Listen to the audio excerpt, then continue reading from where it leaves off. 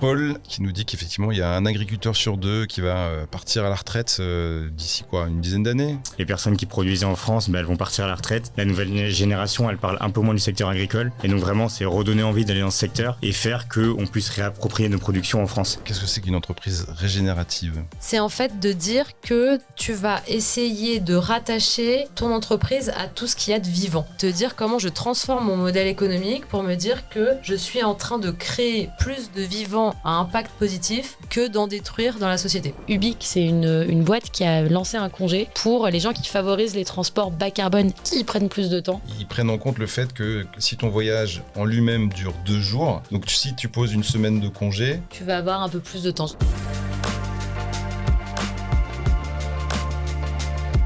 Bonjour et bienvenue sur Stratégie Climat. Aujourd'hui, j'ai la chance de recevoir 3 invités. On va passer une petite heure ensemble.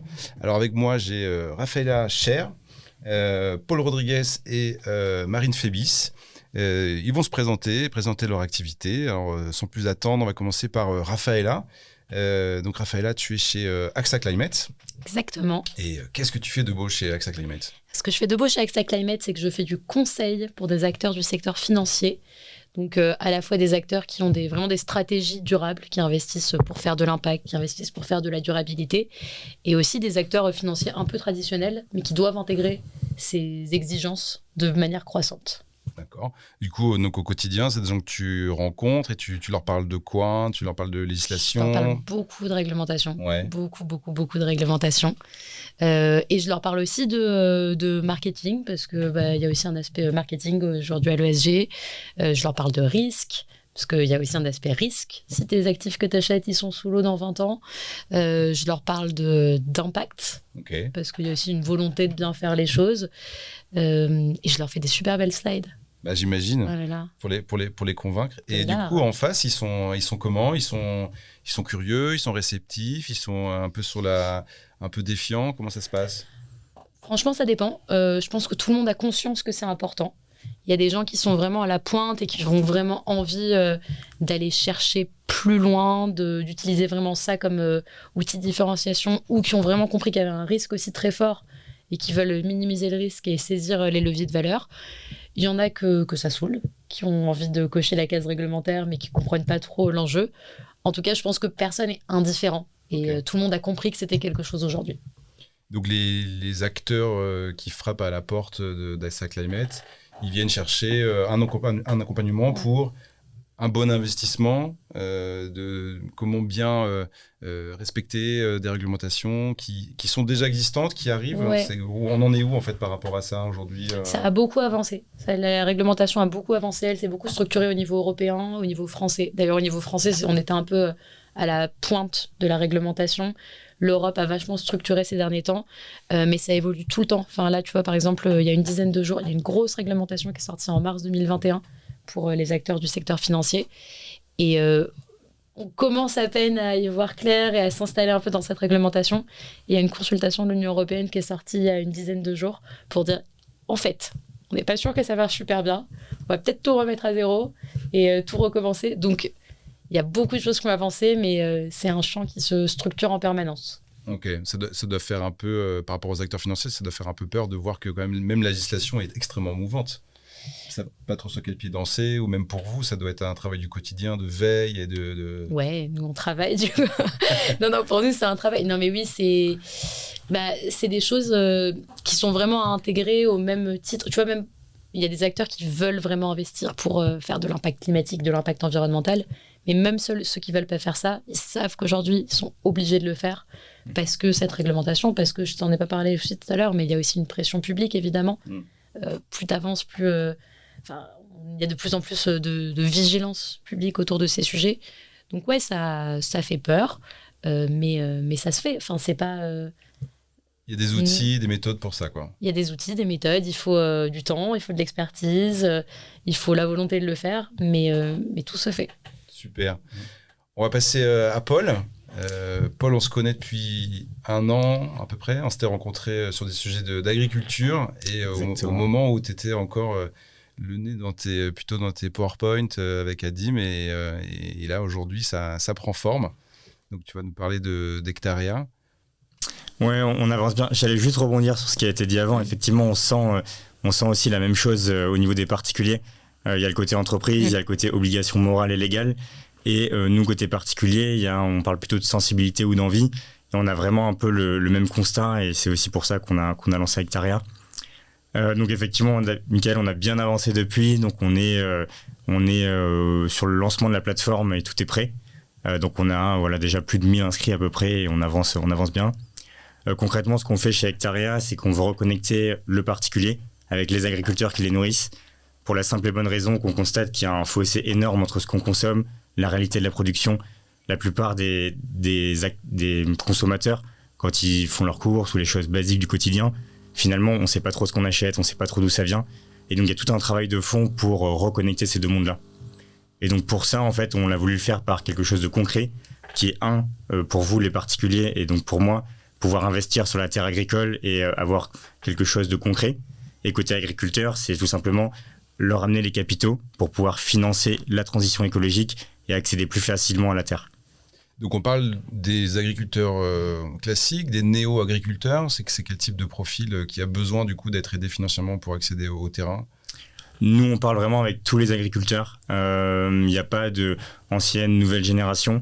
Concrètement, il y a des besoins qui sont divers liés au foncier, donc à la terre qui fait partie de l'exploitation. Et ça, il faut du financement. Dans le milieu agricole, on aime bien quand même qualifier cette démarche entre ceux qui joignent le milieu agricole et ceux qui y sont déjà. Donc on parle de hors cadre pour les personnes qui n'y étaient pas. Mais finalement, les deux ont des besoins de financement. Et nous, ce qu'on veut, c'est financer les bons agriculteurs pour financer la transition écologique, quel que soit un peu, on va dire, leur expérience passée, tant que les projets sont viables et que vraiment, ça tient la route. Et du coup, quand on investit en tant que particulier, du coup, je vais acheter un petit pourcentage, j'imagine, d'une exploitation. Une exploitation, une taille moyenne d'exploitation, c'est combien d'hectares ? Alors en France, c'est à peu près 60 hectares en moyenne une exploitation. Ok. C'est quelque chose qui a tendance à augmenter parce qu'on est sur de la mécanisation, de l'agrandissement des exploitations pour rationaliser les coûts et on a été surtout dans une logique de production intensive et donc ça a eu tendance à croître avec le temps et pour l'instant il n'y a pas vraiment de marqueur qui montrerait une diminution de ça pour le coup. Donc on est plutôt dans une tendance où on va augmenter la taille des exploitations. Du coup, si on augmente la taille des exploitations, on est obligé de passer par, j'imagine, la robotique ou par de la mécanisation pour pouvoir traiter des surfaces aussi grandes. Est-ce qu'il n'y a pas l'augmentation des hommes et ne suit pas l'augmentation de la taille des exploitations ? Sur ça, c'est une vision de dire que la partie robotique va entre guillemets sauver le monde agricole. C'est quelque chose où quand on est du milieu, on sent bien que c'est pas ce qui va se passer. Sur ça, on a vraiment beaucoup de départs en retraite. On a besoin d'un renouvellement aussi dans le milieu agricole et de plus de personnes. Et la robotisation, elle est nécessaire, mais elle remplace pas. Et donc, il va vraiment falloir donner envie de faire ce métier, comme ça l'a été par le passé, et pas croire que la technologie va tout sauver dans le milieu agricole. On n'y croit pas, et c'est pas notre conviction chez Hectaria. Donc du coup, l'idée c'est d'essayer de ramener la taille d'exploitation à quelque chose de plus humain, on va dire. Ça serait l'idéal. Sur ça, c'est des évolutions macroéconomiques, c'est assez dur en fait de vouloir modifier ça. Concrètement, c'est plutôt sur les méthodes de production et sur rationaliser à la fois donc la production en allant sur du bio, en allant sur de l'agriculture régénératrice, en allant sur du couvert des sols, etc. Et ça implique surtout une prise de conscience du consommateur et de payer le vrai prix pour les produits pour qu'ils puissent être faits de la bonne façon. Et donc en fait, nous on voit plutôt ça comme une approche systémique de l'ensemble de la chaîne de valeur, où on commence donc avec financer les bons projets, ensuite rétribuer suffisamment de valeur aux agriculteurs via tout ce qu'il y a comme les crédits carbone, les crédits biodiversité et autres, même s'ils ne sont pas encore vraiment établis d'un point de vue légal, et en bout de chaîne pour le coup, vendre les produits qui sont justes. Et là il y a des marques comme OmiNC qui font ça déjà sur des produits d'agroforesterie et autres. Donc il faut vraiment une approche systémique pour pouvoir changer les choses et voilà, après dire qu'on préfère et qu'on veut qu'il y ait tel changement, non, je pense qu'il faut y aller dans le concret et il faut mettre les pieds sur le terrain. Et donc du coup avec Hectaria, on a un peu une idée de vous acceptez les investissements des particuliers à partir de quelle somme, vous avez déjà un peu une idée des tickets moyens ou Ouais, sur ça on a déjà planifié pas mal de choses. Concrètement, on fait cette boîte pour justement démocratiser l'accès à l'investissement dans la terre et pouvoir reconnecter le plus de monde possible avec l'investissement dans la terre agricole.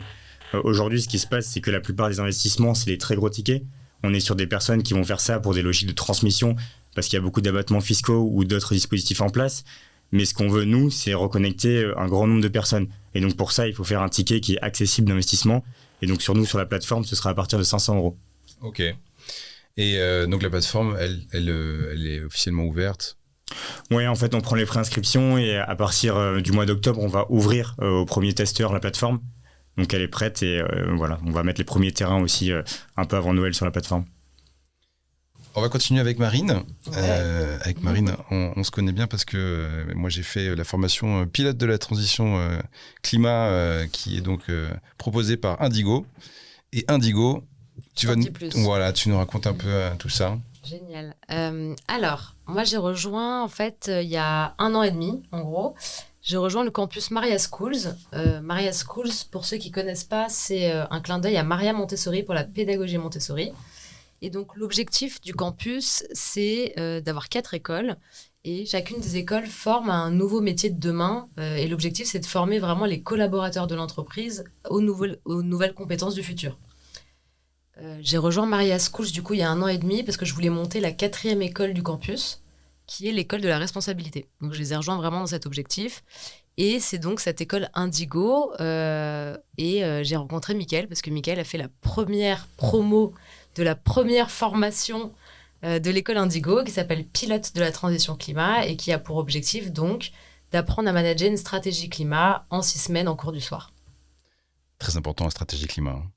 Et non, j'ai trouvé ça hyper intéressant, inspirant, parce que tout de suite, quand j'ai vu le titre de la formation, tout de suite, ça a matché. C'est exactement ça, je veux comprendre. C'est quoi, juste d'avoir un peu les notions de base, se mettre d'accord sur les chiffres clés, et puis de comprendre un peu où est-ce qu'on en est, les solutions. Et ce passage en revue avec les différents métiers, ça m'a, moi, en tout cas, vraiment permis déjà de valider que c'était le milieu dans lequel je voulais travailler et d'avoir des idées plus précises sur justement toutes ces expertises.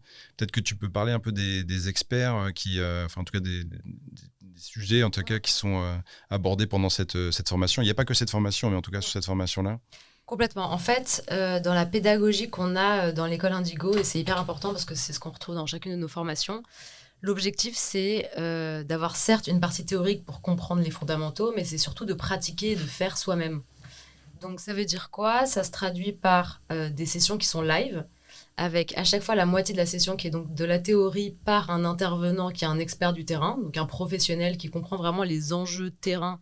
Et en particulier, c'est hyper important pour la transition climat parce que c'est un sujet qui est hyper nouveau dans le monde de l'entreprise. Il n'y a pas de vérité toute faite ou de solution scientifique sur comment il faut appliquer ça dans le domaine professionnel.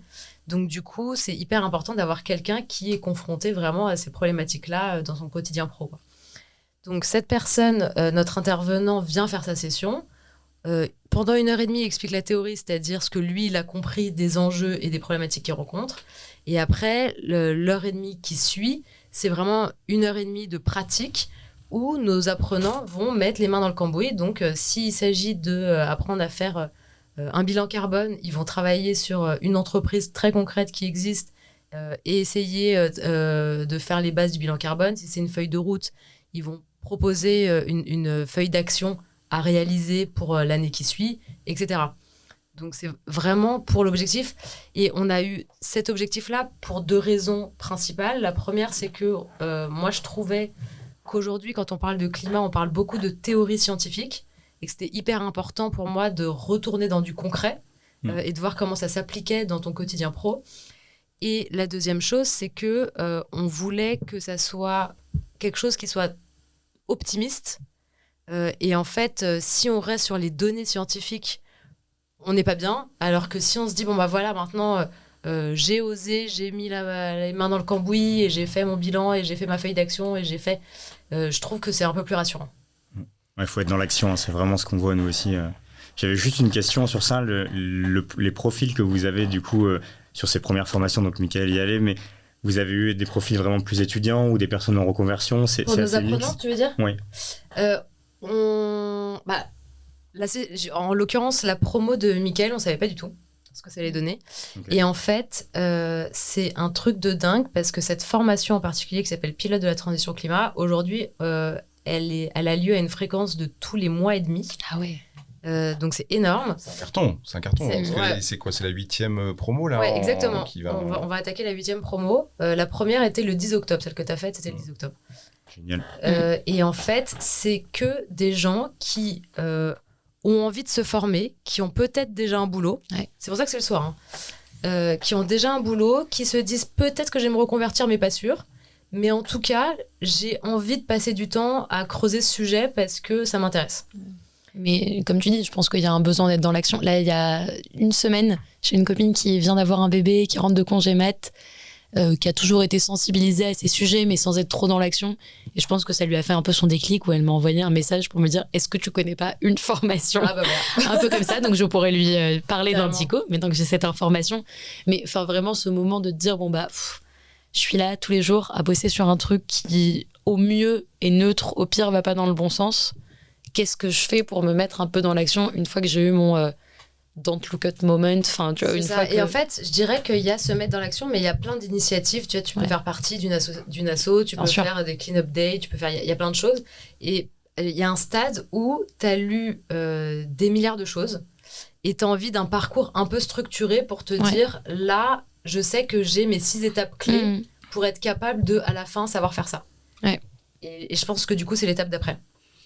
Et du coup, chez Indigo, il y a aussi des formations complémentaires d'expertise. Donc, on peut faire pilote de la transition climat et après aller directement sur le terrain pour faire du conseil sur la trajectoire carbone et ce genre de choses. Mais après, donc, il y a marketing responsable. Ouais, exactement. En fait, moi, quand j'ai monté l'école, ma conviction très très forte, c'était de dire il faut absolument qu'on ne veuille pas tout réinventer et qu'on se dise il y a des métiers existants qui doivent se faire autrement, de façon plus responsable. Et donc, comment on fait pour reprendre chacun des métiers de l'entreprise et se dire j'intègre de la responsabilité dans la façon de faire mon métier au quotidien. Donc, du coup, à la base, je voulais tester deux choses. C'était le métier de façon augmentée et après, un point de vue un peu plus transverse qui est, bon, bah voilà, un métier qui est vraiment focus sur la transition, donc manager de la transition climat, responsable RSE, etc. Et en fait, ce dont je me rends compte, c'est qu'aujourd'hui, c'est un peu plus dur de former les métiers parce que j'ai moins de demandes. Donc, je suis persuadée que ça va arriver. Mais pour l'instant, c'est plus dur. Donc, on a quand même les formations qui sont prêtes. On a les intervenants qui sont prêts. Mais globalement, les gens qui sont hyper motivés, c'est des gens qui se disent « Je veux comprendre ce nouveau sujet-là transverse plutôt que de faire mon métier de façon augmentée. Il y a peut-être une question de financement aussi, » non ? Exactement. C'est ça. J'imagine que c'était dans ta boîte, que bon, tu as peut-être envie de faire ton métier différemment, mais si on t'en donne pas forcément les moyens... Enfin, à la fois financement pour la formation et financement derrière de qu'est-ce que je vais pouvoir changer dans ma boîte en tant que telle. Il y a un peu de ça et il y a aussi peut-être une façon de voir les choses. C'est-à-dire que quand tu te dis que ton métier, c'est de faire du marketing et que tu veux devenir un marketeur responsable, tu peux attendre de ta boîte qu'elle t'aide à monter en compétence sur ces sujets. C'est ça. Et donc, du coup, c'est à l'entreprise, en quelque sorte, de te payer cette formation pour que tu montes en compétence. Complètement. Alors que, du coup, nous, ce qui marche hyper bien aujourd'hui, c'est des gens qui font ça vraiment pour eux. Donc, c'est du financement personnel ou du CPF. Mais on a aussi beaucoup de financement personnel. Et dans ce cas-là, c'est vraiment des gens qui font ça parce que ça les passionne et qu'ils ont envie de passer du temps en dehors de leurs heures de travail et pas forcément, d'ailleurs, impliquer leur boss ou leur direction. Bon, ce qui est dommage, parce que l'entreprise devrait être très active là-dedans. Je pense que hier soir, on a fait avec Marine donc, une conférence sur le lancement de Nemetra, qui est une autre école dédiée à la transition écologique. Et il y avait toute une étude voilà, qui était présentée sur les métiers de la transition écologique au sein de l'entreprise. Les conclusions, c'était de dire qu'il y a tout à faire. Il y a vraiment tout à faire. Les entreprises aujourd'hui... elles ont vraiment une difficulté à avoir une vision claire, en gros, de ce qu'il faut faire. Et c'était intéressant parce qu'il y avait un comparatif avec la transition numérique, et où du coup, là, c'était beaucoup plus clair pour les entreprises, la création de valeur, le ROI, ce genre de choses. Alors que là, avec le discours ambiant, c'est plus ressenti comme quelque chose qui va contracter le business. Et donc, du coup, elles ont du mal à se jeter, on va dire, dans cette aventure. Sur ça, je pense qu'il y a un gros levier, c'est que je pense qu'à terme, entre entreprises, certaines vont devoir montrer patte blanche pour travailler avec d'autres. Et donc, en fait, il va falloir être dans la liste des prestataires qui ont fait telle ou telle démarche. Et donc, en fait, je pense que c'est important d'avoir aussi une vision business pour les entreprises, pour les impliquer là-dedans. Et si vous pouvez travailler avec l'acteur avec lequel vous rêvez de travailler, parce que vous avez fait telle démarche et vous avez pris vous êtes dans telle nouvelle catégorie, en fait, vous avez accès à ce prestataire-là. Et donc, ça peut aussi être un gros levier si certains groupes décident de bosser uniquement avec des prestataires qui respectent certains critères. Et ça peut venir de là et ensuite redescendre au niveau des équipes par l'entreprise. Les grandes entreprises de plus en plus incluent dans les AO effectivement cette demande-là. Ce que je trouve dommage, c'est que du coup, tout le poids en fait va retomber sur les entreprises prestataires, les TPE, les PME, qui vont devoir montrer patte blanche là-dessus. Et c'est là où du coup aussi, moi sur l'initiative Stratégie Climat, c'est mon objectif de mettre en relation des entreprises avec des prestataires qui permettent de passer à l'action. Et donc, se former, ça en fait partie. Quand on a lancé aussi l'initiative Nemetra, c'était exactement dans la même dynamique. Il y a un enjeu de formation qui est colossal. Et à partir du moment où on va avoir les premiers dominos qui vont tomber et tout, ça va être un emballement. Moi, j'y crois beaucoup en tout cas. Il va y avoir vraiment une accélération là-dessus. Toi, sur la finance, Raphaëla, toi, tu t'es formée. Comment ça s'est passé ? Moi, je me suis formée. Non, mais alors, comme beaucoup de consultants, il y a beaucoup de on-the-job training, comme on l'appelle en bon français. J'ai quand même... j'ai étudié un petit peu le droit, un petit peu tout ça, mais après, c'est surtout en mettant les mains dans le cambouis, en y allant, quoi. C'est la meilleure école. C'est la meilleure école. Ouais, et surtout... T'as quoi comme formation initialement ? J'ai un master de Corporate and Public Management, pour dire encore les choses en bon français. Oh yeah. Donc, je peux manager le secteur public et le secteur privé. Non, mais donc, c'est des études assez généralistes, mais qui te permettent de taper un peu partout. Et surtout, le conseil, c'est une méthodologie qui te permet d'aller taper un peu partout. Et la réglementation évolue beaucoup. Donc, en fait, je suis d'accord avec toi que la formation, c'est évidemment essentiel. Mais après, pour rester à jour et pour... tu vois, tu peux très bien te former au texte réglementaire. En fait, quand tu as un truc qui sort de la Commission européenne, c'est aussi beaucoup de veille. Tu te formes à l'instant T sur les mises à jour de législation actuelle. Quoi. Ouais, et en revanche, je peux pas rester pertinente dans mon métier si j'ai que du temps de production et pas de temps pour continuer à engranger et continuer à me former de manière continue. Ok, cool. On va passer à un peu la deuxième partie. Là, j'ai devant moi donc les différents sujets que vous m'avez amenés. Et puis, l'idée, c'est qu'on en parle tous ensemble. Je prends le premier. Raphaëla, ça tombe sur toi. Trop bien. Et tu voulais nous parler de Ubique et des congés TTR. Ouais. Qu'est-ce que c'est que ça ? Plus largement, ce dont je voulais vous parler, c'est... Et ça fait bien la transition. Juste avant, je parlais du temps, que c'était utile d'avoir du temps pour rester pertinent dans son métier. Je trouve que la valeur temps, elle est hyper pertinente dans la transition écologique, quelle qu'elle soit, et qu'il faut la mettre en avant. Et Ubique, c'est une boîte qui a lancé un congé pour les gens qui favorisent les transports bas carbone, qui prennent plus de temps, au lieu d'aller prendre l'avion. Donc j'ai envie d'aller dans le sud de l'Italie, ça met 1h30 en avion, ça va mettre 73 heures en train, peut-être pas, je n'ai pas les chiffres exacts, mais on a l'idée générale. Donc c'est des congés pour favoriser ça. Et je trouve que ça va dans un mouvement super positif de valorisation de ce temps bas carbone, mais aussi de ce temps qui est un temps d'expérience plus que juste un temps de déplacement, avec des initiatives comme Molo qui vont te permettre d'avoir ton voyage, de dessiner ton trajet bas carbone, Selcop où tu vas faire des traversées à la voile.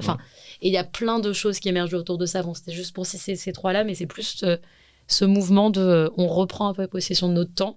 On est dans un environnement qui nous le permet. On essaye de créer un environnement qui nous permet ça en nous facilitant les trajets. Pour avoir cherché des trajets de galère, de bus, de machin, en effet, avoir un agrégateur, c'est quand même cool. Mais du coup, alors, les congés TTR, c'est quoi ? C'est que ils prennent en compte le fait que si ton voyage en lui-même dure 2 jours, donc si tu poses une semaine de congé, tu vas avoir un peu plus de temps. J'ai pas les modalités exactes, mais l'idée, c'est de pouvoir te dire que, en fait, si tu as un nombre limité de vacances et que tu fais le choix conscient de prendre plus de temps pour le trajet, c'est un choix qui est valorisé par l'entreprise et donc tu vas avoir 1, 2, 3 jours de congé en plus qui sont des jours où si tu peux travailler parce que tu es dans le train, c'est bien. Si tu peux pas, c'est OK et on préfère te donner ce temps plutôt que tu fasses le choix de te dire j'ai que 4 jours, profitons-en à fond, prenons l'avion. Ouais, je fais le voyage le plus court possible, le trajet le plus court possible. Ouais, le trajet le plus court possible pour maximiser mon temps. Donc je trouve ça super chouette et je pense que les entreprises ont tout à inventer autour de ça, de valoriser la valeur temps de leurs employés. Je pense qu'il y a aussi un sujet financement autour de ça. Bien sûr. On dit tout le temps, l'entreprise doit faire ci, doit faire ça de façon assez catégorique, mais finalement, l'entreprise, elle a aussi sa feuille de route, sa feuille de rentabilité. Et c'est là où je pense que l'État a un vrai rôle à jouer.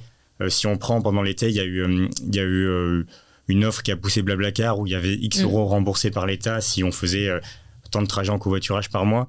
Et je pense qu'il y a quelque chose à faire de ce côté-là, qui est sur le prix déjà des transports alternatifs. Bon, tout le monde le sait, mais sur le train, c'est un transport alternatif qui est quand même très cher en France. Donc il y a vraiment un sujet sur le prix et sur qui paye la facture à la fin. Et donc je pense que au niveau de l'État, il peut y avoir justement, ils peuvent s'engouffrer dans la brèche sur ça et venir un peu subventionner ou aider ces démarches, que ce soit pas que l'entreprise qui porte le point et comme ça on rentre vraiment dans le triptyque où chacun y met du sien, l'employé, l'entreprise et l'État. Je pense qu'il faut vraiment avoir à chaque fois une réponse globale pour pouvoir mener bien la solution et que ce ne soit pas juste quelques entreprises qui le fassent parce que la masse des entreprises aura besoin d'un cadre plus établi pour y aller. Carrément. L'exemplarité, je pense que c'est important parce que du coup, après, les salariés vont dire « Ah, telle entreprise propose ça, etc. » et mettre de la pression aussi dans l'entreprise. Donc, je trouve que c'est quand même bien qu'il y ait c'est un vrai levier, des premiers acteurs qui bougent et qui inspirent les autres et qui forcent un peu les autres aussi à bouger. Ça va être les premiers lobbyistes à pouvoir le pousser au niveau de l'État et à aider finalement à ceux qui sont un peu entre les deux à y aller et à suivre. Donc, effectivement, c'est essentiel qu'il y ait les premiers. Et c'est aussi un truc de valorisation pour ton entreprise, parce que on sait que la compétition sur le marché du travail est dure, attirer les bons profils c'est difficile, les maintenir c'est difficile. Et il y a quand même de plus en plus, j'imagine qu'avec les questions de formation vous le voyez, c'est ce que tu nous disais, qu'il y a de plus en plus de gens qui se forment à ces sujets parce qu'ils ont envie de s'engager plus. Ça passe aussi par ton cadre de travail, donc avoir une boîte dans laquelle ces sujets sont mis en avant, valorisés, où il y a des mécanismes en place, c'est aussi un levier de rétention hyper fort. De plus en plus sur les plus jeunes. La réflexion moi que j'ai sur le voyage, est-ce que le trajet du coup va pas être beaucoup plus valorisé comme faisant partie du voyage justement? Est-ce qu'il n'y a pas aussi une adaptation au niveau des trains de faire des wagons beaucoup plus ludiques où on va faire, je sais pas, du gaming, des trucs... Commencer par un Wi-Fi qui marche déjà, ce serait pas mal. Ça balance. Un Wi-Fi qui marche. Peut-être des wagons spécialement pour les enfants et des wagons sans enfants pour les... Par exemple, mais peut-être qu'il y a aussi à repenser les wagons pour que sur des trajets qui font 10 heures, on ne fasse pas que être assis à regarder son ordinateur. Repenser les bus de nuit pour pouvoir te coucher dans un bus de nuit. Les trains de nuit, il y a beaucoup de beaux projets qui sont sur ça, qui sont en train de se monter. Moi, j'ai beaucoup de déplacements terrain pour aller voir les différents agriculteurs qu'on accompagne. Et le train, c'est un super endroit pour travailler.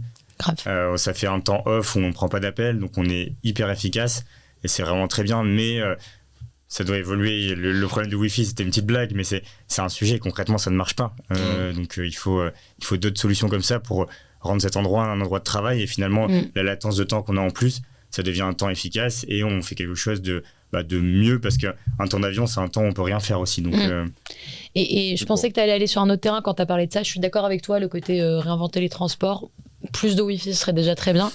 Mais je trouve que le côté plus important, c'est plus large, réinventer l'imaginaire du voyage et que ton trajet il fasse partie de ton voyage.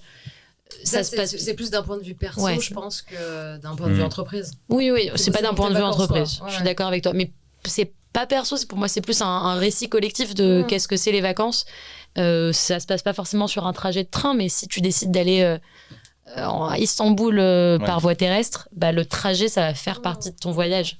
C'est quelque chose de personnel parce que je pense que si les gens acceptent de prendre le train, c'est qu'ils acceptent le fait que ce trajet soit long et que par rapport à l'avion, du coup, ça passe 10 heures. Qu'est-ce que je fais pendant 10 heures? Donc, c'est eux qui vont aussi déclencher ça. Il y a des gens qui disent, mais moi, j'ai pas du tout envie et je veux passer 1 heure, 1 heure et demie dans l'avion. Donc, je pense qu'il y a quand même, ça vient aussi des citoyens de leur donner envie de le faire. Hein. Mais je suis pas d'accord avec le fait que ce soit personnel. Pour moi, c'est collectif dans le sens où tu donnes envie collective. Enfin, tu t'attaches à des récits collectifs et aujourd'hui, ça peut être cool de prendre le train parce que tu le racontes aussi, parce qu'il y a tout un imaginaire qui se développe autour de ça.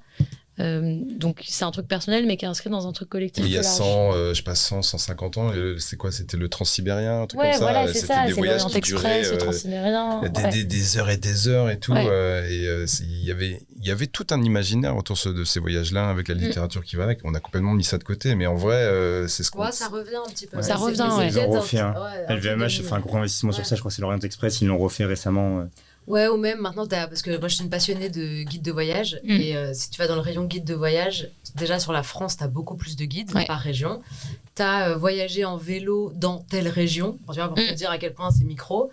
Tu as le train, tu as les moyens de déplacement, genre low carbone. Enfin, tu as vraiment beaucoup plus de choix que ce que tu avais avant. Et pour ce qui est de l'entreprise, moi je pense que ce qui compte vraiment, c'est toujours la réglementation, hein, mais c'est... à partir du moment où une boîte a fait son bilan carbone et qu'elle a vu que le transport des employés comptait beaucoup dans la balance, clairement, quand tu fais ton séminaire d'entreprise, tu sais que ça la fout mal de le faire dans un pays étranger. Et du coup, tout le monde doit prendre le train. Et si jamais tu as 10 personnes qui prennent pas le train avec les autres, c'est pas cool. Et donc, du coup, pour moi, c'est aussi comme ça que ça va changer. Donc, le séminaire, il va se faire peut-être plus dans le sud de la France que... avant où tout le monde partait à Tahiti. En Bretagne. Le séminaire, c'est la question facile. Le séminaire, ouais, c'est facile de le faire dans le sud de la France. La question plus compliquée, c'est j'ai tel client qui est aux États-Unis. Est-ce que tu vois, c'est plus quand on rentre dans le business où ça devient. Ça, ce que je vois moi, c'est que les gens ils continuent à partir. Pour l'instant. Le Covid a fait son chemin quand même. Ouais. Hein. C'est en tant que fondateur, ça fait gagner énormément de temps. Énormément de temps, parce qu'il y a plein de fois, on se déplace et finalement, c'est pas super utile. C'est tellement bien de pouvoir prendre des appels. On a quand même gagné pas mal de temps sur ça pour revenir au temps. Mais c'est hyper important, je pense. Te déplacer pour. Ouais. Super. Donc, le temps, on va passer à un autre sujet. J'ai Paul qui nous dit qu'effectivement, il y a un agriculteur sur 2 qui va partir à la retraite d'ici une dizaine d'années. Ouais, exactement. C'est ce qui nous a poussé à nous lancer aussi avec Hectarea. C'est finalement, quand on revient à l'essentiel des choses, c'est quoi le plus important pour l'homme? C'est sa nourriture. On consomme un peu tout et n'importe quoi. Et finalement, les personnes qui produisaient en France, elles vont partir à la retraite. La nouvelle génération, elle parle un peu moins du secteur agricole. Et donc vraiment, c'est redonner envie d'aller dans ce secteur et faire qu'on puisse réapproprier nos productions en France. Il y a un vrai sujet. D'ailleurs, je pense que je vais faire une petite question sur ça, on va faire un test. Si on prend les fruits et légumes en France, vous pensez qu'il y a quel pourcentage qui est importé? Importé. Ou notre... les fruits et légumes en France? Ouais. On importe combien en pourcentage de ce qu'on consomme? Je sais pas, 80%. Importé.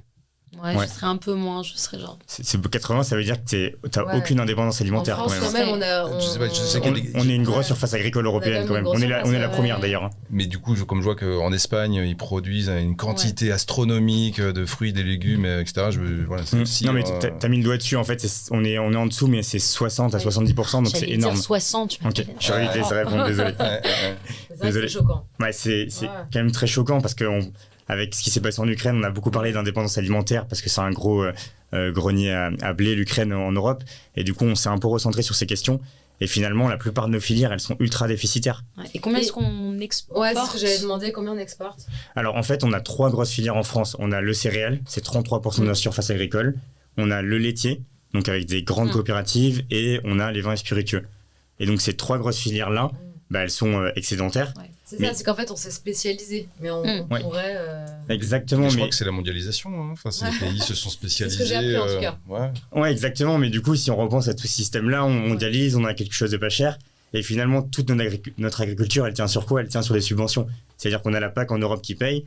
Tous les pays assez développés ont finalement mis beaucoup de subventions. Mais ça veut dire que l'agriculteur, il attend finalement des dons et on n'a plus un modèle qui est viable par lui-même. Et ça, c'est un vrai sujet. On est un peu arrivé au paroxysme de cette mondialisation, libre-échange, bourse de Chicago qui décide des prix sur le blé et les choses comme ça. Et donc, il y a un moment, il faut aussi revenir à quelle production on a en local, comment elle est valorisée, est-ce que je sais ce que je consomme. Et donc, on peut partir de très loin avec cette vue-là, mais il faut vraiment revenir à du local et du concret. Et du coup, j'ai une petite question. Ça voudrait dire qu'un agriculteur, plutôt que d'avoir tout son terrain où il produit la même chose, il vaudrait mieux qu'il diversifie?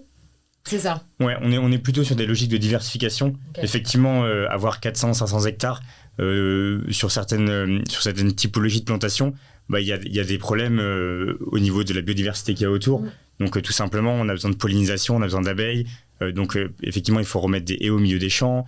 Il y a beaucoup de travail à refaire sur ça pour éviter qu'on ait des terres qui après perdent en qualité et au bout d'un moment, on ne puisse plus les exploiter. Et alors, moi, ce que j'avais vu, c'est que ce qui pourrait être super intéressant pour repenser le business model et du coup que les agriculteurs puissent avoir une vie qui soit peut-être avec moins de prise de risque, c'est de se dire que en fait, t'as tout un cycle de vie. C'est-à-dire que tu vas avoir des vaches, plus un champ, plus tu vas avoir un petit endroit où tu vas vendre ton fromage, ton lait et peut-être d'autres produits de ta ferme.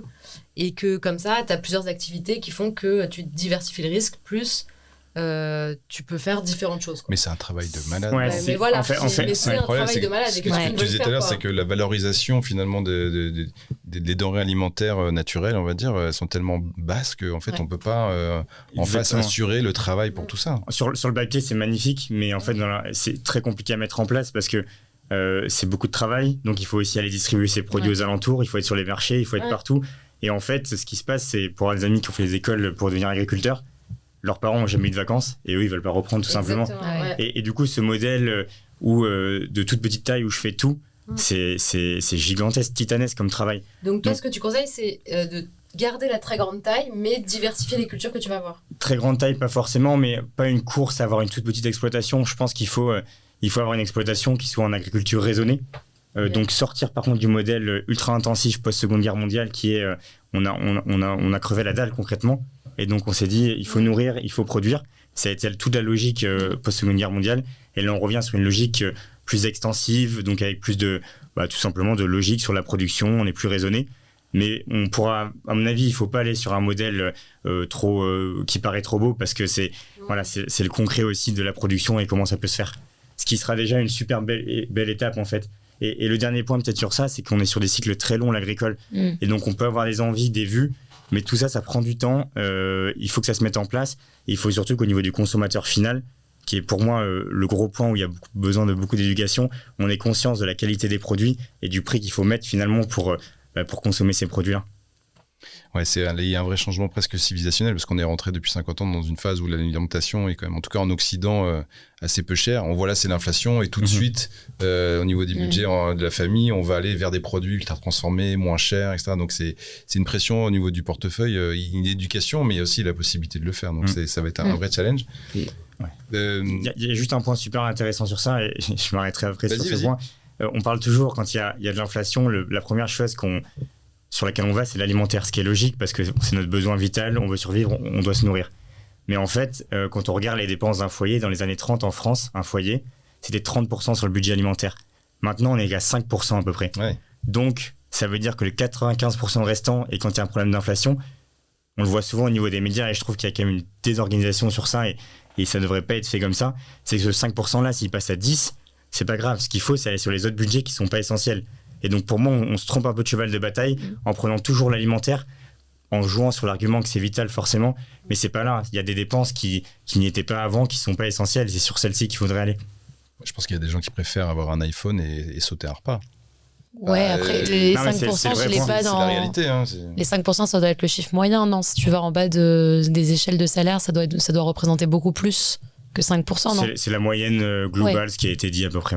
Ouais. Après, on rentre sur un autre sujet, mais pour le problème d'inflation et tout, le 5% doit bien gonfler dans les paniers. C'est pour ça que je parle de vital, des personnes qui sont affectées par ça. Et encore une fois, l'alimentaire, c'est la raison de notre survie. Mais justement, cette allocation-là, elle doit réaugmenter. C'est pas possible. Un agriculteur sur deux, du coup, ça fait quel chiffre? C'est quoi en termes de nombre de personnes? Parce que du coup, il va falloir ramener combien de personnes dans les champs? En gros, sur ça, il y a des stats un peu différentes, mais si tu veux, il y a des hors-cadres, donc des personnes qui ne sont pas issues du milieu agricole. On estime à peu près qu'il faudrait 60% de hors-cadres sur le 100% global pour assurer cette transition. Donc, il y a beaucoup de personnes qu'il va falloir attirer vers ce milieu de l'agriculture. Et les solutions, ça peut être tout simplement d'avoir un peu plus de salariat aussi. Parce que finalement, se lancer dans le secteur agricole, c'est quoi? C'est être entrepreneur, c'est être agriculteur, c'est être chef d'entreprise. Et donc, toutes ces conditions-là, elles sont un peu trop fortes.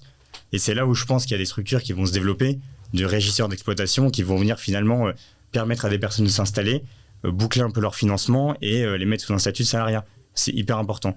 Donc pour moi, il y a essentiellement ces 2 points-là, c'est faire venir des personnes et surtout les accompagner. Et passer par Hectarea pour avoir du terrain. Voilà, nous, en fait, on n'a pas la prétention de répondre à tout, bien sûr, mais vous avez l'aspect compétence qui doit être amené par d'autres sociétés qui sont spécialisées là-dedans, et nous, on vient vraiment déverrouiller le levier financier. Parce que la transition, un des marqueurs les plus importants pour l'assumer, ça va être la financer, tout simplement. Juste comme ça, un terrain 100 hectares, c'est combien? J'imagine que ça dépend de la géographie, ça dépend de pas mal de choses, mais en moyenne. On a des moyennes pour ça. 6 000 € l'hectare en France en moyenne. Ok. Donc tu vois, on est à 600 000 € à peu près. Oui, donc c'est vrai que le coût d'accès, en tout cas, Enfin, au non, terrain... c'est 60 hectares la moyenne. Donc on va être dans les 360 000 € pour une exploitation moyenne. Donc c'est assez élevé que sur le foncier. Et en fait, ton exploitation, après, c'est comme une entreprise, tu as les hangars, le matériel, faire ta distribution, et tout ça, ça va rajouter. Donc le foncier est qu'une partie, mais qui vient quand même après déverrouiller le reste. Super. Moi, j'ai une dernière question. Shift Project annonce qu'il faudrait mettre 2 million 000 de personnes dans les champs, en fait, là, dans les décennies à venir. Qu'est-ce que tu en penses? Qu'est-ce que ça t'inspire? C'est un beau secteur. J'y suis revenu, je viens de ce secteur-là, j'y suis revenu après une école de commerce et un début de carrière en finance. C'est un secteur qui est hyper épanouissant et qui est passionnant. Un demi-million, c'est un chiffre qui paraît quand même assez vertigineux, quoi. Est-ce que c'est possible? Est-ce que c'est effectivement le cas qu'il faudrait tout ce monde-là retourner dans les champs? Je pense que oui. Je disais tout à l'heure, la mécanisation ne fera pas tout et elle est déjà à son maximum. Et je reviens sur le mot de tout à l'heure, on est aussi vraiment sur l'action. C'était le mot qui a été retenu pour l'école et c'est ce qu'il faut aussi avoir dans le secteur agricole, c'est comment on est sur le concret, l'action, et comment on avance tout simplement pour donner envie. Ouais. Comment on donne envie aux gens à redevenir agriculteurs, du coup? Parce que ça fait quand même peut-être 2 générations où il n'y a pas eu les gens sont tournés plutôt vers les villes, etc. Donc il y a des formations, etc. Mais c'est un chemin personnel et là je reviens sur tout à l'heure aussi. On a dit finalement c'est un chemin personnel qu'on doit faire pour les transports collectifs, donner envie. Et là sur le secteur agricole ça va être la même chose. C'est des beaux exemples de personnes qui sont revenues, qui ont réussi à avoir un mode de vie qui soit tout simplement sympa et agréable. Et ces personnes-là elles vont en amener d'autres et on réussira comme ça notre évolution du secteur agricole. Eh ben, écoute, c'est tout ce qu'on nous souhaite. On va passer à un sujet suivant. Marine, qui voudrait nous parler de l'entreprise régénérative. Tout à fait. Voilà. Alors peut-être pour ceux qui nous regardent, qu'est-ce que c'est qu'une entreprise régénérative? Oh là là, t'es dur. Bah oui. Vaste programme. Alors, j'ai mis ce sujet parce que moi, c'est le sujet qui me fait triper en ce moment et qui me donne plein d'espoir. Donc, peut-être que dans 2 ans, il y aura un nouveau buzzword et qu'en fait, elle sera plus entreprise régénérative. Il n'empêche que je trouve que quand on commence à mettre le doigt dedans, je sais pas si on dit ça comme expression, et ben ça donne vraiment envie, on a envie de creuser et ça rend optimiste. Donc l'entreprise régénérative, qu'est-ce que c'est? Je vais vous donner ma définition à moi, qui est peut-être pas archi scientifique.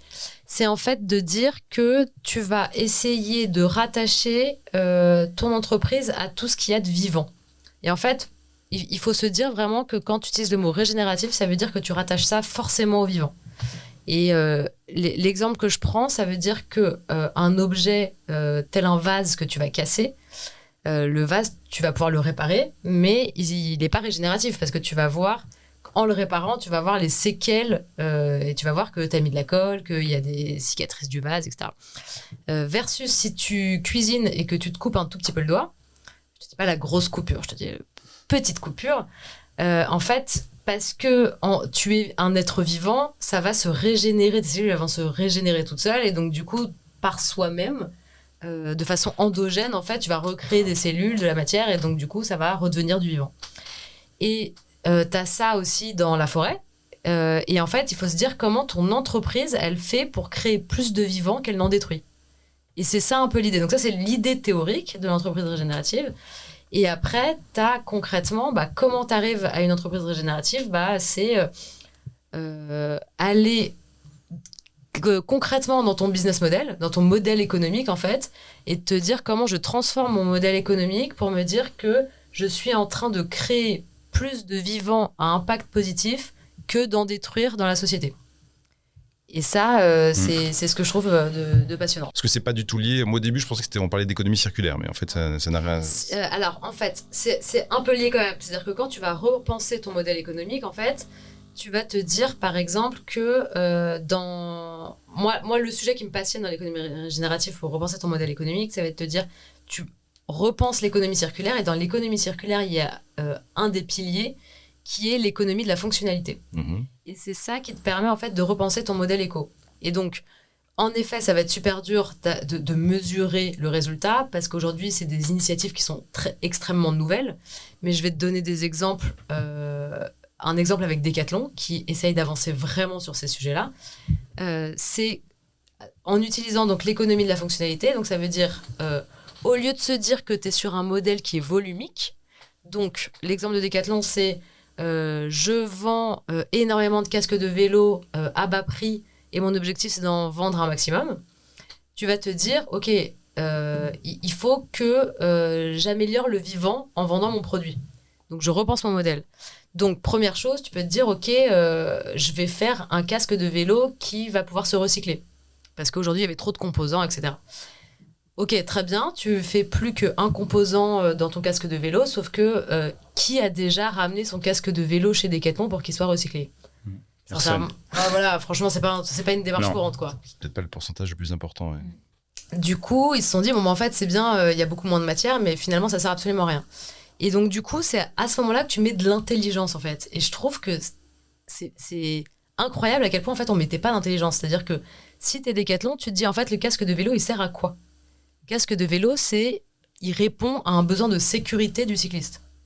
Donc, en fait, qui est touché par ce besoin de sécurité ? Certes, il y a nous, Decathlon, parce qu'on vend des casques, mais il y a aussi les assureurs. Et puis, finalement, la sécurité, c'est aussi la collectivité. C'est aussi ceux qui, j'en sais rien, s'occupent des infrastructures de la ville.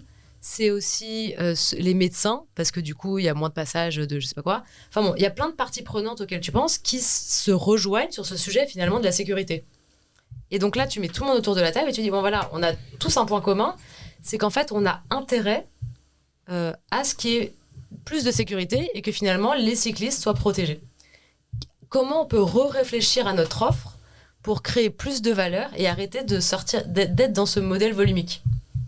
Et donc là, quand tu mets tout le monde autour de la table, tu te rends compte que ça a plus d'intérêt, en fait, de proposer un service d'abonnement en fait, je vais te proposer un vélo avec un casque, avec des stationnements adaptés. Abonnement le vélo aussi.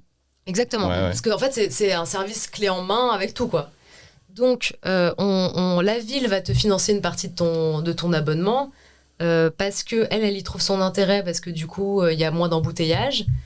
Ton assurance, qui fait partie du tour de table, se dit, bah, en fait, moi, ça m'arrange aussi parce que comme ça...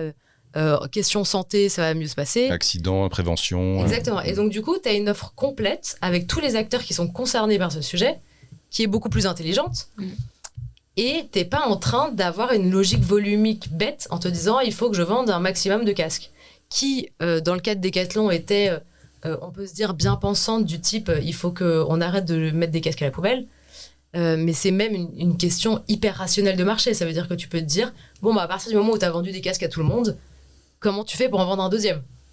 Tu changes la couleur. Ouais, exactement. Tu peux te dire que du coup, tu vas faire de l'obsolescence programmée. Bah, c'est ce qui s'est quand même passé. super con, Tu refais l'histoire du capitalisme. Hein. Ouais, exactement. Et donc, du coup, moi, quand j'ai découvert ce truc, et c'est pour ça que j'avais envie d'en parler, c'est que je me suis dit waouh, en fait, il se passe un truc. Non, mais effectivement, c'est un très bon exemple. Du coup, c'est passé plutôt de faire du volume, finalement de faire des abonnements, mais qui vont peut-être durer moins longtemps. Mais c'est faire du serviciel, en fait. Ouais. C'est passer de l'efficacité à l'efficience ouais. et se dire pourquoi on fait les choses. Et là où j'ai trouvé que c'était dingue, c'est... Et le truc à craquer pour moi, c'est comment tu arrives à réunir toutes les parties prenantes autour de la table pour se dire bon, bah, c'est complexe, mais on va trouver une solution ensemble. Et je pense que le truc à craquer, il est là. Et ça a un impact. On considère que c'est une démarche régénérative ou c'est encore c'est plus sur l'économie circulaire ? Alors, c'est pour passer à un modèle régénératif. D'accord. Maintenant, si tu es un constructeur d'armes, on peut se dire qu'a priori, t'arriveras pas à trouver un modèle régénératif, quoi. Enfin, tu vois, chaque entreprise ne peut pas se rapprocher du vivant. Faut pas essayer de faire rentrer un carré dans un rond, quoi. Ouais. C'est pas possible. Ok. Ou même si tu fais des phytos ou des trucs comme ça, quoi. Bah, il y a des trucs qui sont compliqués. Non, mais tu vois, si on parle des engrais, alors, c'est un truc que je me suis dit, je sais pas si ça marche vraiment, du coup, je te pose la question. Je t'écoute. Quelqu'un qui produit qui est producteur fabricant de produits chimiques, d'engrais, et qui va les vendre aux agriculteurs. Il s'en fout, en fait. Il a tout intérêt à vendre un maximum de produits, quelle que soit la quantité de produits chimiques néfastes qu'il va y avoir dans sa solution. Versus si il décide que, en fait, ce qu'il doit faire, c'est assurer la sécurité ou la viabilité du terrain. Il fera plus de marge s'il met moins de produits chimiques. Tu vois ce que je veux dire ? Est-ce qu'il y a un intérêt à changer justement à impliquer plus les personnes entre elles ? Le parti prenant à mettre dedans, c'est l'État ou le citoyen. Parce que si y en a un qui veut bien consommer et l'État qui, via la sécu et autres, veut être dans la prévention, finalement, ils peuvent venir se mettre dans la chaîne. Et du coup, on peut imaginer une sorte de partenariat où les produits seraient un peu mieux développés sur des logiques un peu plus durables, qui coûterait sûrement un peu plus cher qu'un produit chimique qui est fait de synthèse et qui est maîtrisé depuis longtemps. Et donc, il y aurait moins de volume, mais un prix supérieur. L'entreprise s'y retrouverait. Et en plus de ça, elle aurait beaucoup moins de problèmes sur la partie image ou autre, et donc potentiellement moins de pertes de ce côté-là. Donc d'un point de vue financier, je pense qu'il y a un équilibre à trouver. Après, c'est toujours le temps dans l'agricole, c'est le développement de ces produits-là et les trouver concrètement.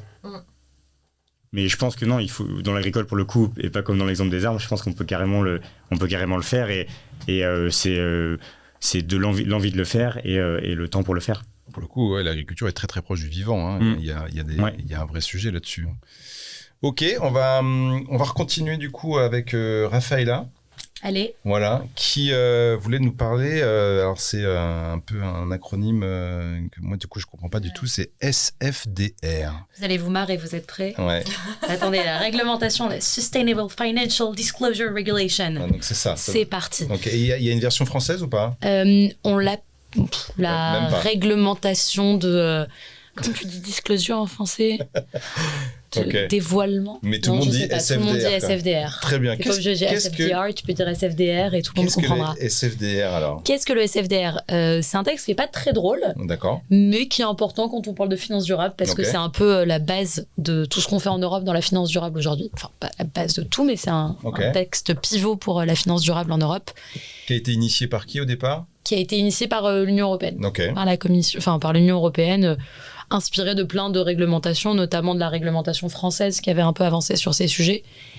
Et en gros, le but de cette loi, ça fait partie du package du Green Deal européen, qui avait plein de buts, et notamment un des buts, c'était de ramener les capitaux vers des activités plutôt durables, et aussi d'apporter plus de transparence sur les marchés financiers. C'est une réglementation qui a commencé à être pensée après la grosse crise financière de 2008, où il y avait un manque d'informations, et en gros, l'idée, c'était un peu de se dire, l'information sur la durabilité, c'est aussi une information qui, si elle n'est pas bien prise en compte, peut mener à des problèmes. Donc il y avait tout un peu cette idée derrière.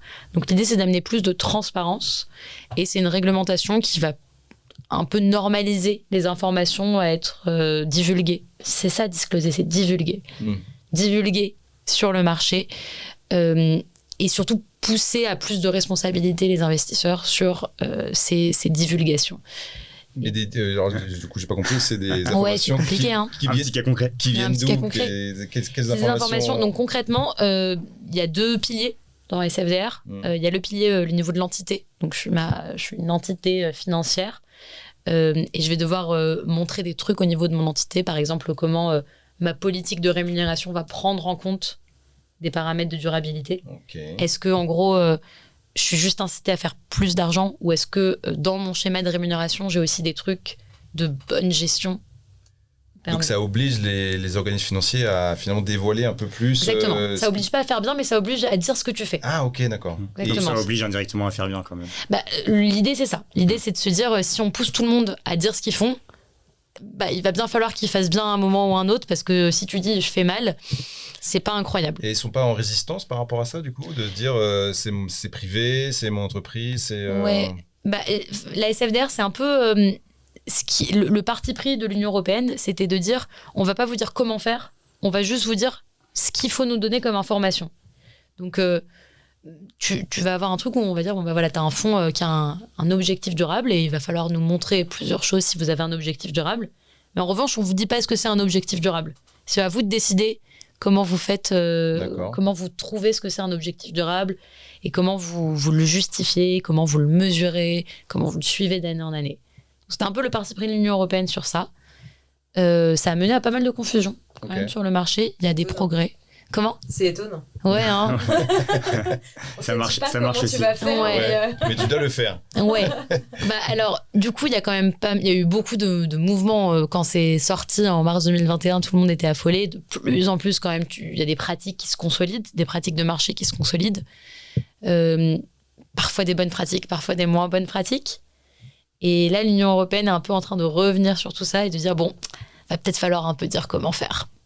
Mais est-ce qu'ils n'attendaient pas que les premières entreprises fassent des trucs pour se dire ah ouais, ça c'est bien, on va s'appuyer là-dessus, parce que c'est difficile, j'imagine, pour l'administration à ce niveau-là de comprendre concrètement comment ça fonctionne. Et en vrai, l'idée était pas mauvaise, hein, parce qu'il y a quand même une grosse.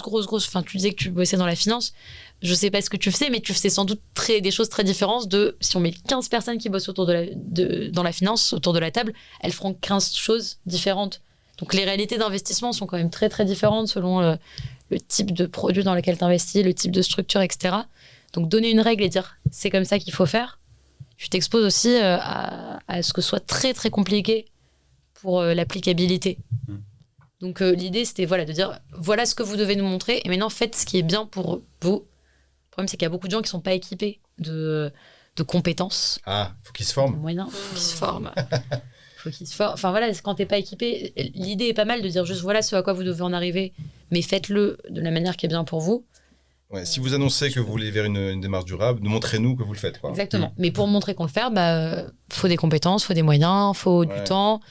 Et... C'est que pour les entreprises financières ou c'est aussi pour les entreprises industrielles ou, Non, ça c'est que pour les entreprises financières, mais dans le Green Deal, le pacte vert de l'Union européenne, il y a aussi des textes sur les entreprises de l'économie réelle.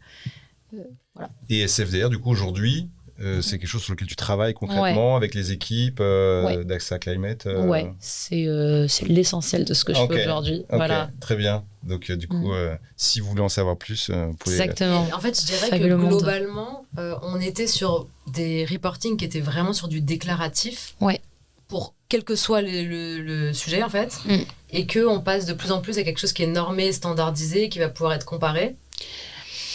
Ouais, là, ça va être un peu le but avec la révision de standardiser un peu plus. Mais déjà, on a standardisé les manières où est-ce que se trouve l'information, qu'est-ce que tu dois trouver. On n'a pas encore standardisé exactement à l'intérieur de ces catégories ce que tu peux trouver. Ok. Après, c'est propre à chaque sous-catégorie de faire un peu ses standards avec les syndicats qui y a à l'intérieur et autres. Ouais. Et je pense que, comme tu le dis, commencer par le déclaratif, ça oblige à montrer concrètement ce qui est fait. Et ensuite, il y a un premier qui va faire une action et ça va devenir la norme pour le syndicat ou la coopération. Et ensuite, on peut avancer. C'est déjà un point... Parce que c'est vrai que si l'Union européenne... il faut commencer par ça. Si l'Union européenne te donne un guide des pratiques, je ne sais pas si vous avez déjà vu des textes écrits par la Commission européenne, mais ça peut très vite être très compliqué. C'est cryptique un peu, non ? Ouais, c'est complètement cryptique. Donc, à la limite, si tu commences à rentrer dans tous les cas spécifiques, ça peut être... Ouais, j'aimerais pas, hein, franchement. Mais non, moi non plus. Moi non plus. Et d'ailleurs, je ne fais pas ça. Super. SFDR, voilà, j'ai appris un nouveau mot. Voilà. Et du coup, c'est un mot qu'on peut croiser de temps en temps. Si tu bosses dans la finance ou si tu bosses avec des gens qui font de la finance, c'est un mot que tu vas croiser, ouais. Ok, super. On va repasser à Paul qui va nous parler d'une proposition de loi qui concerne justement d'impliquer les épargnants dans l'achat de terres agricoles. Plutôt une bonne nouvelle. Ouais, c'est vraiment une bonne nouvelle pour déjà montrer un peu que c'est possible et comment on peut driver l'épargne vers plus d'impact. Donc c'est un peu la même chose que pour les entreprises où finalement c'est le légal qui va permettre d'avancer. Là, dans notre secteur particulier, on a des agriculteurs qui ont besoin de beaucoup de financement pour leurs exploitations, pour financer la transition agricole. Et finalement, côté particulier, on a très peu de solutions pour les aider et faire le pont entre les deux. Donc nous, chez Hectarea, c'est pour ça qu'on s'est lancé et c'est ce pont qu'on est en train de faire. Et en fait, l'État, donc c'est très récent, c'est début septembre, et donc il y a une sénatrice qui a fait une proposition de loi en faveur de l'apport de l'épargne citoyenne pour le financement des terres et pour le financement du foncier, concrètement du foncier agricole. Et donc ça va complètement finalement dans le sens de ce qu'on est en train de faire et c'est très très bien pour le secteur. Il n'y a pas besoin d'une loi aujourd'hui pour que ce soit possible. Non. Mais il y a besoin d'une loi pour accélérer, encadrer. Oui, en fait le cadre légal il est toujours bien parce que ça réassure déjà sur la possibilité de le faire et ça va aussi démocratiser l'accès. Si l'État va sur ça, c'est un, qu'il y a un besoin très fort sur le marché sur lequel on est, et deux, c'est qu'il y a, de toute façon, il y a toujours plusieurs solutions pour y répondre, et donc c'est vraiment bien de venir montrer par l'État, et donc l'exemple qu'il faut vraiment se reconnecter au monde agricole et apporter une partie de son épargne. Aujourd'hui, on a une idée le total de l'épargne des Français en France ? Il y a les livrets A, il y a d'autres... Comment ? L'assurance vie ? Ouais, l'assurance vie, le PEA, qui sont des choses très choisies. On parle de milliers de milliards rien qu'en France. Ah oui. Donc on a, ça c'est en ordre de grandeur effectivement. Donc on a beaucoup d'épargne qui est stockée et finalement cette épargne, elle est pas mise en faveur vraiment du développement. Sur le livret A, il y a énormément de petites clauses que je vous invite à aller voir, etc. Et même le LDS qui était à la base le livret solidaire, finalement, il y a très peu de choses qui sont faites avec. Bruno Le Maire, en début d'année, donc je crois que c'est en février 23, il a fait une déclaration pour présenter un nouveau livret jeune qui serait en faveur de l'environnement.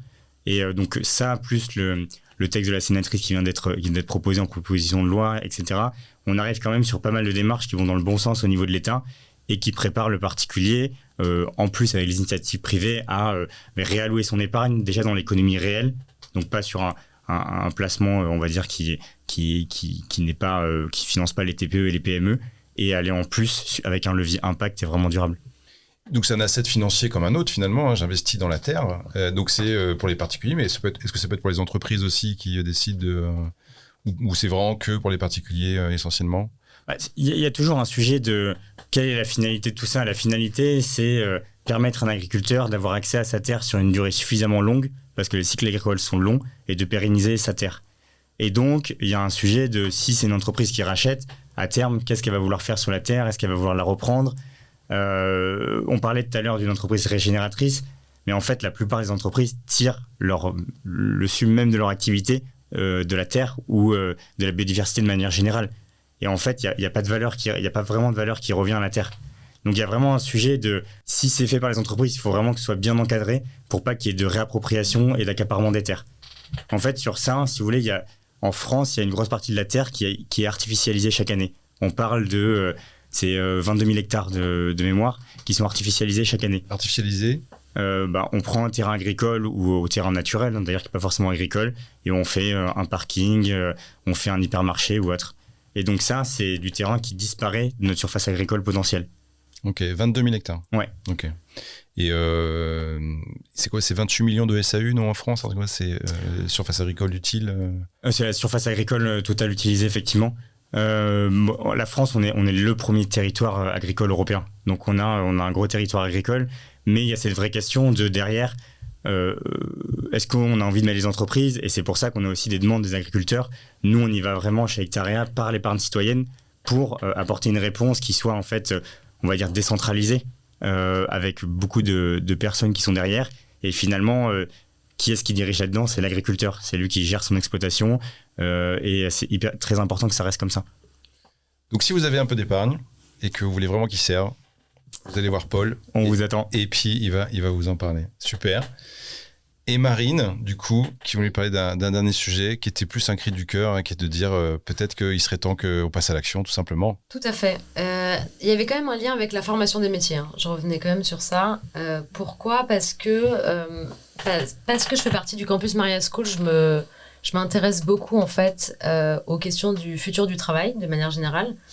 Qu'on entend de plus en plus qu'il y a des envies ou des besoins de reconversion. qu'a priori, je ne sais pas si vous avez fait vos petites simulations pour savoir quand est-ce que vous allez toucher votre retraite. Moi, personnellement, je ne l'ai pas faite parce que je pense La que... quoi? Voilà, exactement. Je suis un peu dans cette Je l'ai pas fait optique-là. non plus. Donc, il vaut mieux... quand c'est... Je parle toujours à chaque fois de reconversion choisie. Hein. Voilà. Mais globalement, je me dis que ma carrière professionnelle, elle va durer très, très, très longtemps. Et que du coup, si je capitalise uniquement sur mon diplôme que j'ai eu maintenant il y a 10 ans, bah, je suis un peu foutue. Donc, il faut absolument, pour que je m'éclate dans la vie et que j'aime ma carrière, que je continue à me former et que je me projette dans les jobs que je vais faire plus tard. Et en fait, ça va de pair avec de plus en plus de gens ont conscience qu'il faut donner du sens à sa carrière, qu'il y a la transition environnementale qui est ultra importante. Et donc, du coup, il y a tout pour dire que, allons-y, on n'est pas tous obligés de devenir agriculteurs, tant mieux s'il y en a qui veulent le devenir. On n'est pas tous obligés de bosser dans la finance durable et de parler de SFDR. Non, mais ou de devenir artisan, parce qu'on a l'impression que c'est un gros truc de bobo de se dire, bon, bah maintenant, ça y est, je vais faire mon propre pain, etc. Et c'est cool s'il y en a qui ont envie de s'y mettre, mais en fait, on n'est pas tous faits pour ça et on n'est pas obligé de faire des tournants de dingue. Il n'empêche que y a moyen de mettre du sens dans son job existant. Et on n'est pas obligé de changer de métier. Ce qui peut faire peur à pas mal de gens, effectivement. Exactement. Et puis, l'autre truc, c'est que peut-être que tu aimes ton métier et que tu te dis, il faut que je le fasse évoluer. Et en vrai, c'est ça qui est hyper intéressant, et de se dire, du coup, je prends mon métier existant, je comprends comment je vais l'augmenter. Et ça, je pense que c'est le truc qui peut aussi te redonner de la joie de vivre et te faire démarrer une nouvelle carrière.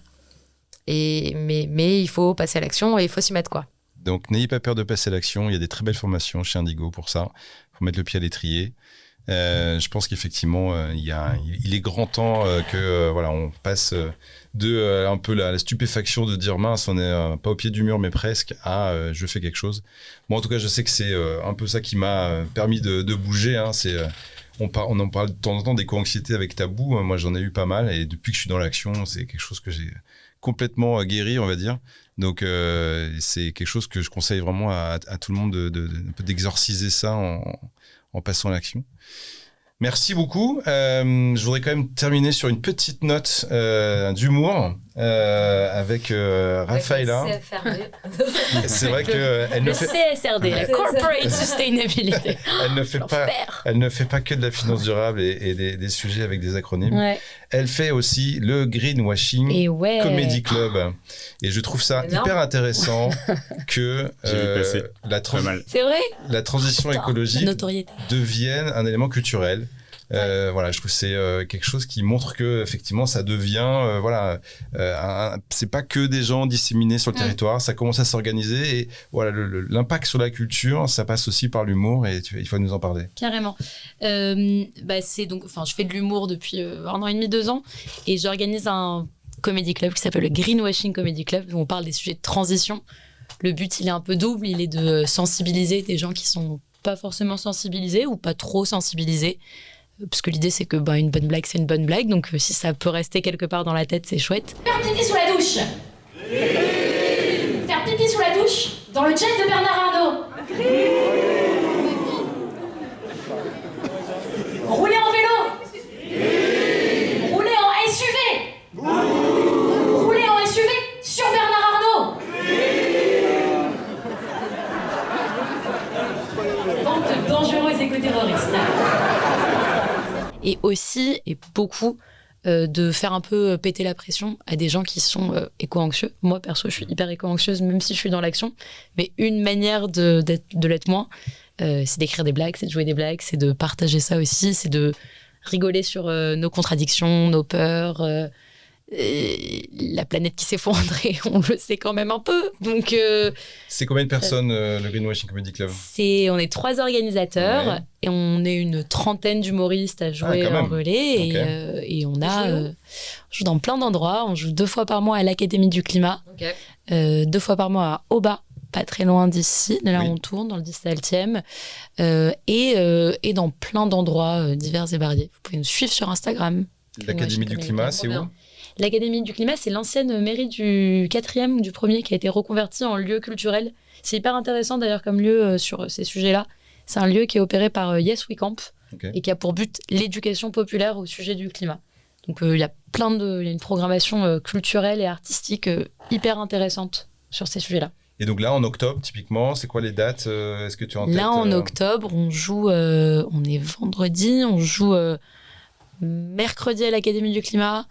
Non, pardon, attends, en octobre. Globalement, on joue un mercredi sur 2 à l'Académie du Climat et un mardi sur 2 à Auba et à Jardin 21 à Pantin, plein d'endroits. Et comment c'est reçu? Est-ce que les gens qui viennent, ils savent ce qu'ils vont voir ou ils découvrent que c'est... Ouais, je pense que c'est un peu double. Quand tu viens voir le Greenwashing Comedy Club à l'Académie du Climat, en général, tu sais, sauf si vraiment tu sais pas lire les signaux, c'est que... en revanche, tu vois, par exemple, on a fait une date au 6B à Saint-Denis il y a 6 mois. On va en refaire une là fin octobre. D'accord. C'était la première fois qu'il y avait du stand-up au 6B. Il y a beaucoup de gens qui venaient voir du stand-up au 6B et il se trouve que c'est le Greenwashing Comedy Club et qu'on parle de sujets de transition. Donc voilà, je pense que ça dépend un peu où on joue et je pense qu'on a aussi envie de plus en plus de faire des trucs qui sortent de lieux dédiés à la transition pour aller plus largement. Faire passer un message avec l'humour. Ouais. Moi, j'ai jamais vu, j'ai hâte. Du coup, viens. Je viendrai. Et pour la petite anecdote, l'année dernière, j'ai fait soirée de Noël de l'AFR, qui est l'association de la finance responsable, et j'ai fait des blagues sur SFDR. Aussi bizarre blague de niche, par contre. Vraiment blague de niche. Si je vous les refais, je pense. Alors, qu'est-ce qui est long comme la réglementation. La réglementation, wow.